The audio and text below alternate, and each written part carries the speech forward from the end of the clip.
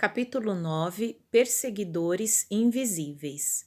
No dia imediato pela manhã, em companhia de entidades ignorantes e transviadas, dirigimo-nos para a confortável residência, onde espetáculo inesperado nos surpreenderia.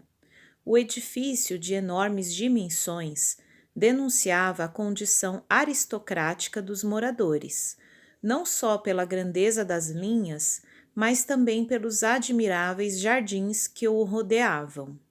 Paramos junto à ala esquerda, notando-a ocupada por muitas personalidades espirituais de aspecto deprimente. Rostos patibulares, caratonhas sinistras. Indiscutivelmente, aquela construção residencial permanecia vigiada por carcereiros frios e impassíveis, a julgar pelas sombras que o cercavam. Transpus o limiar de alma opressa. O ar jazia saturado de elementos intoxicantes. Dissimulei a custo o mal-estar, recolhendo impressões aflitivas e dolorosas. Entidades inferiores, em grande cópia, afluíram à sala de entrada, sondando-nos as intenções. De posse, porém, das instruções do nosso orientador, tudo fazíamos para nos assemelharmos aos delinquentes vulgares. Reparei que o próprio Gúbio se fizera tão escuro, tão opaco na organização perispirítica, que de modo algum se faria reconhecível, à exceção de nós que o seguíamos, atentos desde a primeira hora. Instado por Sérgio, um gaiato rapaz que nos introduziu com maneiras menos dignas, Saldanha, o diretor da falange operante, veio receber-nos. Pôs-se a fazer gestos hostis, mas, ante a senha com que Gregório nos favorecera, admitiu-nos na condição de companheiros importantes. O chefe deliberou apertar o cerco? Perguntou ao nosso instrutor confidencialmente. Sim, informou Gúbio de modo vago. Desejaríamos examinar as condições gerais do assunto e auscultar a doente. A jovem senhora vai cedendo devagarinho, esclareceu a singular personagem, indicando-nos vasto corredor atulhado de substâncias fluídicas detestáveis. Acompanhou-nos um tanto solícito, mas desconfiado, e em seguida, a breve pausa, deixou-nos livre à entrada da grande câmara de casal. A manhã resplandecia lá fora, e o sol visitava o quarto através da vidraça cristalina. Mulher ainda moça, mostrando extrema palidez nas linhas nobres do semblante digno, entregava-se à tormentosa meditação. Compreendi que atingíramos a intimidade de Margarida, a obsidiada que o nosso orientador se propunha socorrer. Dois desencarnados de horrível aspecto fisionômico inclinavam-se confiantes e dominadores sobre o busto da enferma, submetendo-a à complicada operação magnética. Essa particularidade do quadro ambiente dava para espantar. No entanto, meu assombro foi muito mais longe, quando concentrei todo o meu potencial de atenção na cabeça da jovem singularmente abatida. Interpenetrando a matéria espessa da cabeceira em que descansava, surgiam algumas dezenas de corpos ovoides, de vários tamanhos e de cor plúmbea, assemelhando-se a grandes sementes vivas, atadas ao cérebro da paciente através de fios sutilíssimos, cuidadosamente dispostos na medula alongada. A obra dos perseguidores desencarnados era meticulosa, cruel. Margarida, pelo corpo perispirítico, jazia absolutamente presa, não só aos truculentos perturbadores que a assediavam, mas também a vasta falange de entidades inconscientes que se caracterizavam pelo veículo mental, a se lhe apropriarem das forças, vampirizando-a em processo intensivo. Em verdade, já observara por mim mesmo grande quantidade de casos violentos de obsessão, mas sempre dirigidos por paixões fulminatórias. Entretanto, ali verificava o cerco tecnicamente organizado. Evidentemente, as formas ovoides haviam sido trazidas pelos hipnotizadores que senhoreavam o quadro. Com a devida permissão, analisei a zona física hostilizada. Reparei que todos os centros metabólicos da doente apareciam controlados. A própria pressão sanguínea demorava-se sob o comando dos perseguidores. A região torácica apresentava apreciáveis feridas na pele e, examinando-as cuidadoso, vi que a enferma inalava substâncias escuras, que não somente lhe pesavam nos pulmões, mas se refletiam sobremodo nas células e fibras conjuntivas, formando ulcerações na epiderme. A vampirização era incessante. As energias usuais do corpo pareciam transportadas às formas ovoides, que se alimentavam delas automaticamente, num movimento indefinível de sucção. Lastimei a impossibilidade de consulta imediata ao instrutor, porquanto Gúbio naturalmente, se estivesse livre, nos forneceria esclarecimentos amplos, mas concluí que a infortunada senhora devia ter sido colhida através do sistema nervoso central, de vez que os propósitos sinistros dos perseguidores se faziam patentes quanto à vagarosa destruição das fibras e células nervosas. Margarida demonstrava-se exausta e amargurada. Dominadas as vias do equilíbrio no cerebelo e envolvidos os nervos ópticos pela influência dos hipnotizadores, seus olhos espantados davam ideia dos fenômenos alucinatórios que lhe acometiam a mente, deixando perceber o baixo teor das visões e audições interiores a que se via submetida. Interrompi, no entanto, as observações acuradas, a fim de verificar a atitude psicológica do nosso orientador, que se arriscara à aventura para socorrer aquela senhora doente, a quem amava por filha muito querida ao coração. Esforçava-se Gúbio por não trair a imensa piedade que o senhoreava, diante da enferma conduzida para a morte.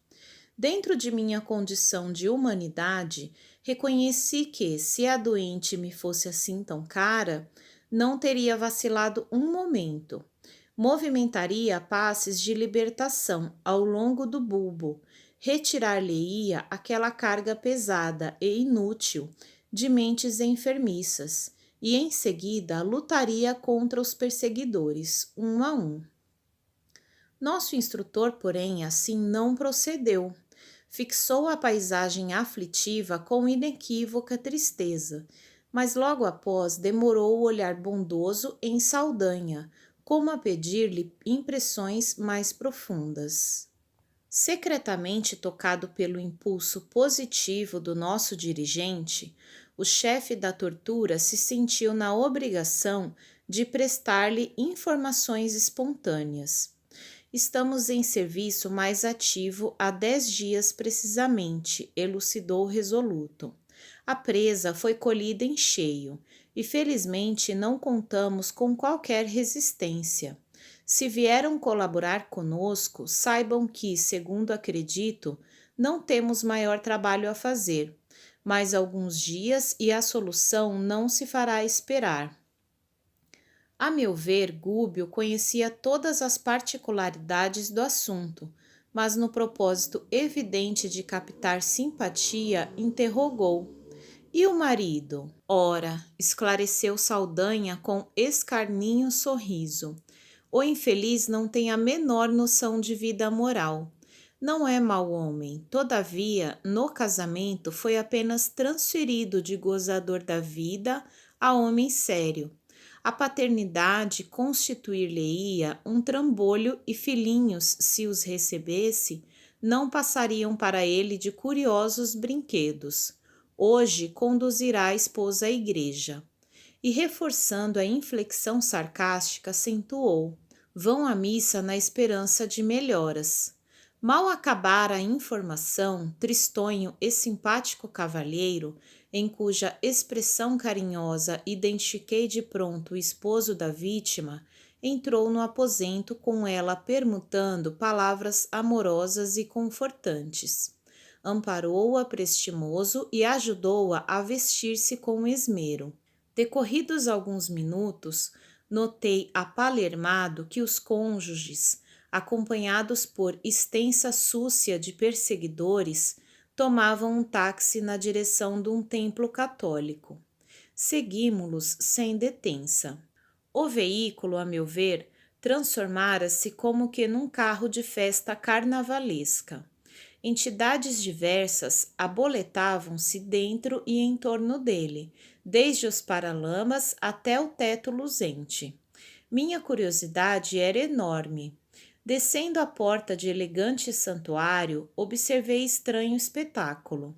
A turba de desencarnados em posição de desequilíbrio era talvez 5 vezes maior que a assembleia de crentes em carne e osso.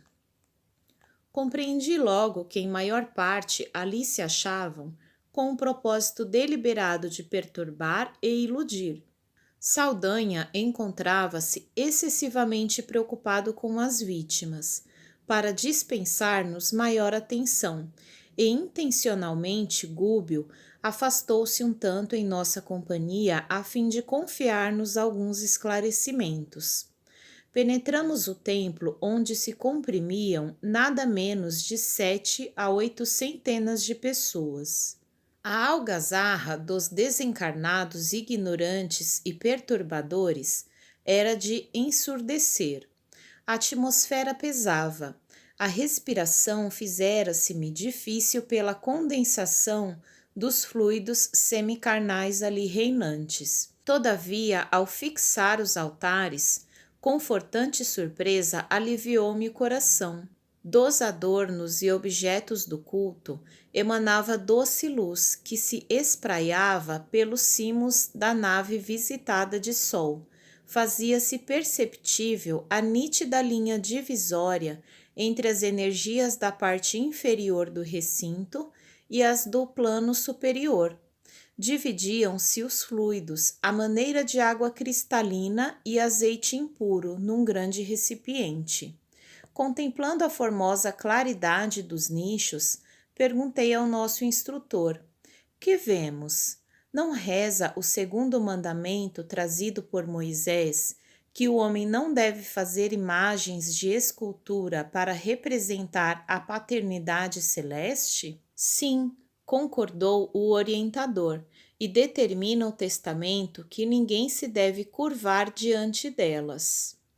Efetivamente, pois, André, é um erro criar ídolos de barro ou de pedra para simbolizar a grandeza do Senhor, quando nossa obrigação primordial é a de render-lhe culto na própria consciência. Entretanto, a bondade divina é infinita, e aqui nos achamos perante apreciável quantidade de mentes infantis. E sorrindo acrescentou: quantas vezes, meu amigo, a criança acalenta bibelôs, a fim de preparar-se convenientemente para as responsabilidades da vida madura. Ainda existem na terra tribos primitivas que adoram o Pai na voz do trovão, e coletividades vizinhas da taba que fazem de vários animais objeto de idolatria. Nem por isso o Senhor as abandona. Vale-se dos impulsos elevados que elas lhe oferecem e socorre-lhes as necessidades educativas. Nesta casa de oração, os altares recebem as projeções de matéria mental sublimada dos crentes. Há quase um século, as preces fervorosas de milhares deles aqui envolvem os nichos e apetrechos do culto. É natural que resplandeçam. Através de semelhante material, os mensageiros celestes distribuem dádivas espirituais com todos quantos sintonizem com um plano superior. A luz que oferecemos ao céu sempre serve de base às manifestações do céu para a terra. Ante ligeira pausa, alonguei o olhar pela multidão bem vestida. Quase todas as pessoas, ainda aquelas que ostentavam nas mãos delicados objetos de culto, revelavam-se mentalmente muito distantes da verdadeira adoração à divindade. O halo vital de que se cercavam definia, pelas cores, o baixo padrão vibratório a que se acolhiam. Em grande parte dominavam o pardo escuro e o cinzento carregado. Em algumas, os raios rubro-negros denunciavam cólera vingativa, que a nossos olhos não conseguiriam disfarçar. Entidades desencarnadas em deplorável situação espalhavam-se em todos os recantos, nas mesmas características. Reconheci que os crentes elegantes, ainda mesmo que desejassem orar com sinceridade, precisariam despender imenso esforço.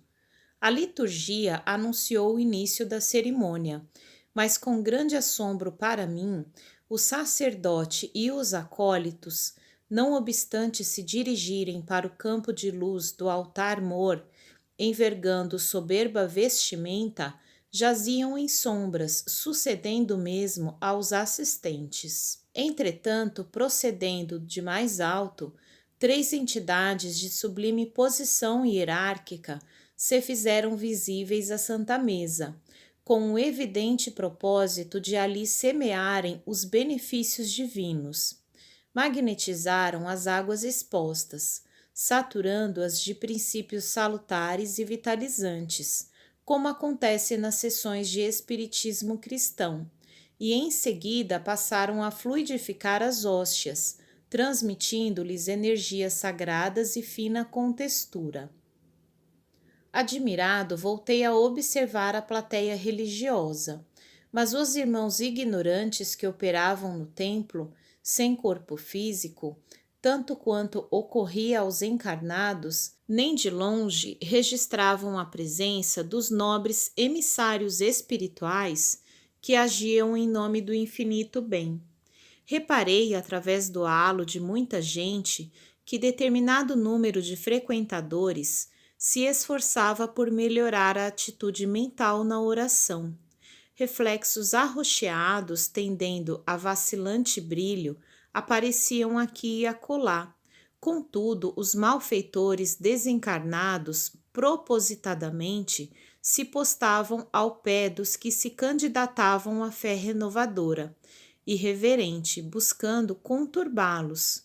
Não longe fixei a atenção numa senhora que acompanhava o sacerdote com o manifesto desejo de receber a bênção celestial. Os olhos úmidos e os tênues raios de luz que se lhe projetavam da mente diziam da sincera aspiração à vida superior, que naquele instante lhe banhava o pensamento devoto. Entretanto, 2 transviados da esfera inferior, percebendo-lhe a esperança construtiva, tentavam anular-lhe a atenção e, segundo o que me foi permitido verificar, lhe sugeriam reminiscências de baixo teor, inutilizando-lhe a tentativa. Voltei-me para o orientador, que prestimosamente explicou a história de gênios satânicos atacando os devotos de variados matizes é, no fundo, absolutamente verdadeira. As inteligências pervertidas, incapazes de receber as vantagens celestes, transformam-se em instrumentos passivos das inteligências rebeladas, que se interessam pela ignorância das massas, com lastimável menosprezo pela espiritualidade superior, que nos governa os destinos. A aquisição de fé por isto mesmo demanda trabalho individual dos mais persistentes. A confiança no bem e o entusiasmo de viver que a luz religiosa nos infunde modificam-nos a tonalidade vibratória. Lucramos infinitamente com a imersão das forças interiores, no sublimado idealismo da crença santificante. A que nos afeiçoamos, todavia, o serviço real que nos cabe não se resume só a palavras. A profissão de fé não é tudo. A experiência da alma no corpo denso destina-se de maneira fundamental ao aprimoramento do indivíduo. É nos atritos da marcha que o ser se desenvolve, se apura e ilumina. Não obstante, a tendência dos crentes em geral é a de fugir aos conflitos da senda. Pessoas existem que, depois de servirem ao ideal religioso durante 2 anos, pretendem o repouso de 20 séculos. Em todas as casas de fé, os mensageiros do Senhor distribuem favores e bênçãos compatíveis com as necessidades de cada um. Entretanto, é imprescindível que se prepare o coração nas linhas do mérito, a fim de recolhê-los. Entre emissão e recepção prevalece o imperativo da sintonia. Sem esforço preparatório, é impossível ambientar o benefício. Embalde imporíamos de imediato ao homem selvagem a vida num palácio erguido pela cultura moderna. Aos acordes de nossa música, preferiria ele os ruídos da ventania, e um cabaz de flechas lhe pareceria mais valioso que um dos nossos mais perfeitos parques industriais. Portanto, para que alguém se coloque a caminho das eminiscências sociais, é indispensável seja educado, de boa vontade, aceitando as sugestões de melhoria e serviço. Gúbio espraiou o olhar através da multidão que presenciava a cerimônia, aparentemente contrita, e acentuou: em verdade, a missa é um ato religioso tão venerável quanto qualquer outro em que os corações procuram identificar-se com a proteção divina. No entanto, raros são aqueles que trazem até aqui o espírito efetivamente inclinado à assimilação do auxílio celestial. E para a formação de semelhante clima interior, cada crente, além do serviço de purificação dos sentimentos, necessitará também combater a influência dispersiva e perturbadora que procede dos companheiros desencarnados que lhe buscam arrefecer o fervor. Continuou Gúbio a prestar-nos valiosos esclarecimentos alusivos à solenidade, enquanto a missa se encaminhava para a fase final. As vozes do coro como que projetavam vibrações harmoniosas e lúcidas ao longo da nave radiosa, e vi num deslumbramento que muitos espíritos sublimes penetraram o recinto, de semblante glorificado, rumando para o altar, onde o celebrante elevava o cálice depois de abençoar a sagrada partícula. Intensa luminosidade fluía do sacrário, envolvendo todo o material do culto.